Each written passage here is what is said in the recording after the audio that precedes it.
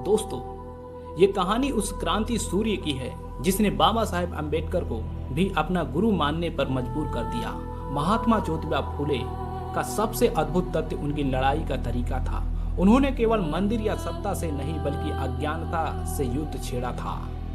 उस दौर में जब दलितों और महिलाओं के लिए शिक्षा के दरवाजे पत्थर की दीवार की तरह बंद थे, ज्योतिबा ने एक क्रांतिकारी कदम उठाया। उन्होंने किसी दूसरे शिक्षक को नहीं खोजा बल्कि अपनी ही अनपढ़ पत्नी सावित्री बाई फूले को खुद पढ़ाना शुरू किया।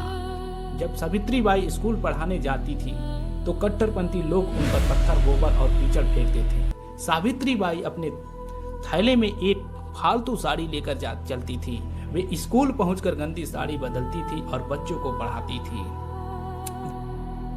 जब सावित्री बाई डर कर घर आती तो ज्योतिबा कहते हैं, वे तुम पर पत्थर इसलिए फेंक रहे हैं क्योंकि उन्हें डर है कि जिस दिन तुम्हारे हाथ की कलम चल गई उस दिन उसके हाथ का पाखंड खत्म हो जाएगा। ज्योतिबा ने 1873 में सत्य शोधक समाज बनाया। उनका तर्क बहुत सीधा और मारक था। यदि ईश्वर हमारा पिता है और हम उसकी संतान हैं तो पिता से बात करने के लिए हमें किसी बिचौली पुजारी की जरूरत क्यों है? क्या कोई बच्चा अपने पिता से बात करने के लिए किसी तीसरे को पैसे देता है? ज्योतिबा फूले ने एक किताब लिखी जिसका नाम था गुलामगिरी। उन्होंने यह किताब अमेरिका के उन लोगों को समर्पित किया जिन्होंने वह निग्रो काले लोगों की गुलामी खत्म करने के लिए लड़ाई लड़ी थी। उन्होंने साबित कर दिया कि दुनिया में कहीं भी अन्याय हो और शोषक और शोषित का चेहरा एक जैसा ही होता है।